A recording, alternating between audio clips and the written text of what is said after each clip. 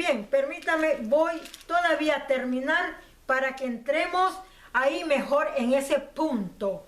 Y vio la mujer que el árbol era bueno para comer y que era agradable a los ojos. Dice que lo miró, lo codició, le dio ansiedad de agarrarlo. Y luego dice que le fue agradable a los ojos y era codiciable. La vista jugó un asunto muy importante en la vida de Eva. ¿Cuál es el otro? Estamos constituidos de una alma viviente y esta alma viviente funciona a través del espíritu de vida.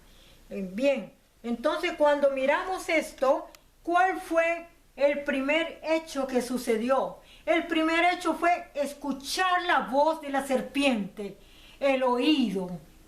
Recuerde que tenemos nosotros los 5 sentidos del alma, que son el oído, el tacto, la nariz para oler, los ojos para mirar y la boca. Entonces, y palpar, ¿verdad? Para tocar, ¿sí? Entonces ahí se fusionan los 5 elementos que se llaman la vida del alma. Bien, el primer elemento fue el escuchar a la serpiente, ¿verdad? Bueno, el segundo elemento fue siempre escuchar para actuar después, ¿sí? Porque ahí estuvo escuchando, escuchando y escuchando. Y después dice, y vio la mujer, empezó la vista a codiciar aquello. Entonces ahí funciona el segundo elemento, que es los ojos. Dice, y codiciable para alcanzar la sabiduría. Aquí viene lo que es la mente y el entendimiento, ¿sí? Y el corazón. Entonces dice, y tomó de su fruto, lo tomó, dijo Dios, no lo toquéis. Alargó la mano, el tacto, funcionó el tacto ahí. Y luego dice, y comió. Actuó el elemento de lo que es el sabor, de lo que es el gusto, el paladar. Y dice, y también dio a su compañero. ¿Y qué pasó? Como dijo la serpiente, los ojos le fueron abiertos. Pero esto que fueron abiertos fue un enfrentamiento contra Dios, porque Dios no los había hecho ciegos, ni tampoco los había creado tontos. Así pues, dice, y conocieron que estaban desnudos. Viene el otro elemento cuando dice que estaban desnudos. El cuerpo estaba desnudo, había que esconderse. Y luego dice que se hicieron hojas, se hicieron delantales de las hojas de una higuera. ¿Por qué? Y cuando la voz de Dios llegó, y cuando Dios se paseó en el huerto del Edén y lo buscó, ya Dios ya sabía lo que había pasado, porque Él todo lo sabe. Recordemos que Dios es omnipotente, omnisciente y omnipresente. Él lo sabe todo, lo entiende todo y tiene poder. Entonces, dice que se cosieron delantales de la higuera y se escondieron. Cuando Dios vino y les habló, estaban escondidos. Y dice que los llamó, dice, fíjese bien. Y oyeron la voz de Jehová Dios, que se paseaba en el huerto al aire del día. Fue en el día, en pleno día. La serpiente los engañó, tomó del árbol, comió, y luego se encontraron desnudos en pleno día, cuando estaba el sol en el día. ¿Y qué pasa? Y dicen, y el hombre y su mujer se escondieron de la presencia de Jehová Dios entre los árboles del huerto. Mas Jehová Dios llamó al hombre y le dijo, ¿dónde estás tú? Ven para acá, como dice alguien en Colombia, ven para acá mi chinito, vamos a hablar ahora. Y él respondió, oí tu voz en el huerto y tuve miedo, porque estaba desnudo. ¿Ve cómo le contesta ahora? Dice, oí tu voz, y la oí, y me dio miedo, y me escondí más. Entonces, ¿qué le dice? Que el diablo, todo lo que hicieron del consejo malvado de Satanás, les causó terror, les causó miedo. Se encontraron desnudos y ahora tenían que usar delantales de la higuera. ¿Y por qué delantales? ¿Por qué tenían que tener delantales? Ahí también miramos otro elemento de que los que usan delantales son los masones. Esos usan delantal.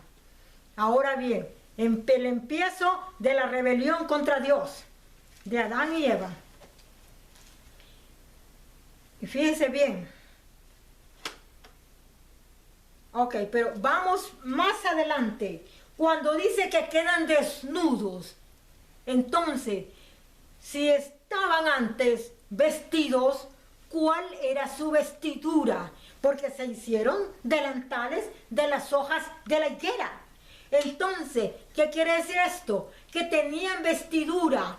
¿Cuál era la vestidura? Era la gloria de Dios que los vestía, que caminaban dentro de una gloria por la cual eran santos, eran íntegros, eran seres creados en integridad de la mano directa de Dios, por lo tanto sin pecado.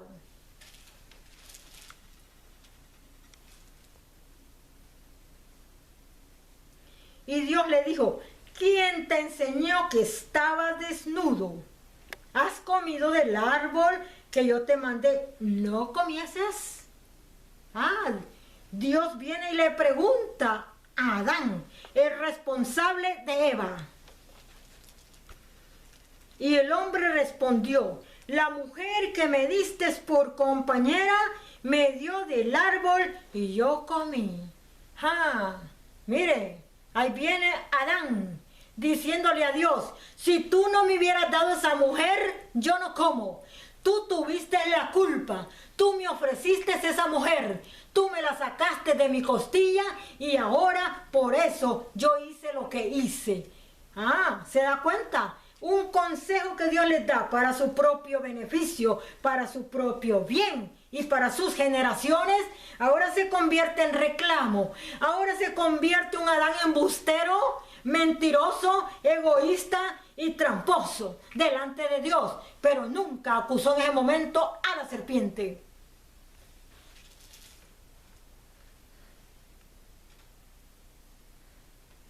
Entonces Jehová Dios dijo a la mujer, ¿qué es lo que has hecho?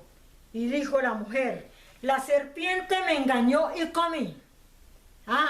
Ahora tiene otra treta la mujer. Ahora dice, es que la serpiente vino y me engañó, es que me sedujo, es que no pude soportar la seducción, es que no pude dejarla de oír porque me habló al oído y me gustó sus palabras y me gustó el reto. Entonces Eva viene y le contesta de una manera descarada y tramposa al Señor, al Dios eterno que los había creado y los había puesto en el huerto del Edén para que cuidaran el huerto. Y no trabajaban porque las frutas estaban maduras en los árboles y nomás estaba de agarrar. La ociosidad les provocó el engaño de la serpiente que vino y los engañó. ¿Para qué? Para que ellos fracasaran en toda su vida y para siempre. ¿Bien? Ahora, y Jehová Dios dijo a la serpiente, ahora viene con la serpiente Dios. Por cuanto esto hiciste, maldita serás entre todas las bestias y entre todos los animales del campo, sobre tu pecho andarás y polvo comerás todos los días de tu vida. Lo que antes dije, unas palabras al respecto. Que ahora se arrastraba la serpiente, de ahí en adelante se iba a arrastrar, iba a comer polvo. No sabemos exactamente la simbología, por qué Dios le dice que él va a comer polvo. Quiere decir que no comía polvo, quiere decir que quizás se alimentaba de la fruta del huerto del Edén, quiere decir que Dios la humilló, Dios la maldijo entre todos los animales que habían fue la que Dios maldijo, por cuanto hizo el complot de engañar, ¿qué puedo decir? De someter a la primera pareja humana a que fueran desobedientes, no solamente a Dios, sino traicionaron su propia conciencia, traicionaron su propia vida, destruyeron su propia vida y por lo tanto en aquel momento murieron para la eternidad.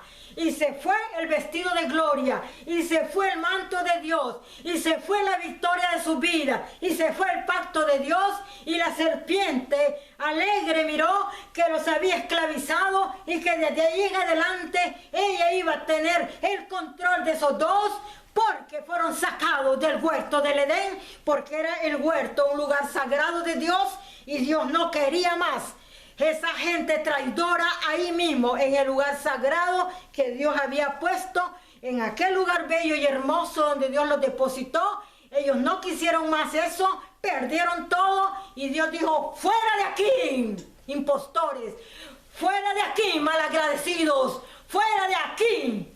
Y le dijo a la serpiente, maldita, fuera de aquí. ¿Se da cuenta?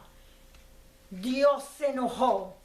Dios miró la insensatez y la tontería de Adán y Eva de haber destruido su futuro, de haber destruido su alma, de haber destruido su conciencia, de haber destruido lo que es los elementos que funcionan a través de la alma. Porque dice la palabra de Dios en el libro de Isaías, el alma que pecare, esa morirá. ¿Cuál es el alma? Dentro del cuerpo existe el alma, y por el alma hablamos, y por el alma olemos, y por el alma tocamos, y por el alma miramos, y por el alma también sentimos y olemos y también comemos. Entonces, ¿qué sucede? Cuando el ser humano termina esta vida de la tierra, se va y se convierte otra vez en un poco de tierra pesada, porque ahí ya el alma ya no existe. El alma desaparece del cuerpo y por lo tanto se presenta ante Dios para recibir lo que hizo aquí en la tierra. El alma y el espíritu se van y queda el bloque de tierra nomás para ser después juzgado por el Señor. Ahora bien, ¿qué sucede? Vamos adelante.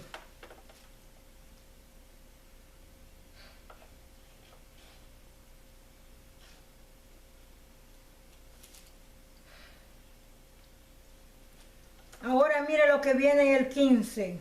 Y pondré enemistad entre ti y la mujer. Enemistad entre la serpiente y la mujer. Y entre tu simiente, ¿cuál es la simiente de la serpiente? Los malignos, los detractores, y quizás entre las mismas serpientes, que quizás se comen entre ellas o entre ellas se hacen daño. Bueno, vamos ahí. Y entre tu simiente y la simiente suya. Esto nos aclara el panorama y nos dice, y pondré enemistad entre tú y la mujer, entre tu simiente y la simiente suya. ¿Qué quiere decir esto? Que hay pleito, hay batallas, hay guerras, hay enfrentamientos y hay disensión entre la descendencia de la mujer y la descendencia de Satanás, que serían los hijos de Satanás o aquellos que adoran al diablo. Entonces dice que ¿cuál sería este pleito? Los que buscan a Dios, los que adoran a Dios, los que alaban a Dios, los que respetan a Dios, los que obedecen a Dios, los que saben y entienden que Dios cuando les habla es para aconsejarlos, es para ayudarlos, no es para destruirlos, es para tenderles la mano y por eso les da consejos anticipados como se los dio a Adán y a Eva, que lo despreciaron.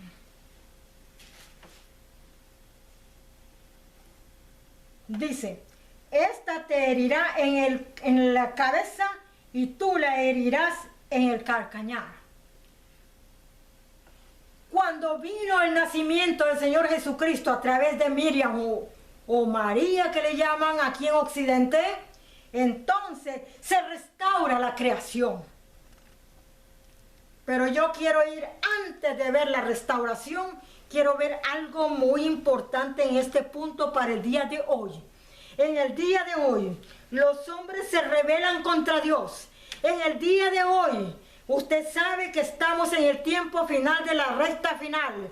Estamos en el último tiempo en el cual Dios va a juzgar a toda la humanidad por todos sus hechos y por todas sus maldades. Entonces, cuando comenzamos y miramos lo que es Génesis 3, empezamos ahí, en el día en que Dios hizo a Adán y a Eva, ¿sí? Desde el sexto día que Él los hizo, pero pasaron días, pasaron meses, quizás pasaron años, cuando la serpiente se atrevió a tentarlos a ellos para que ellos perdieran su vida y su salvación.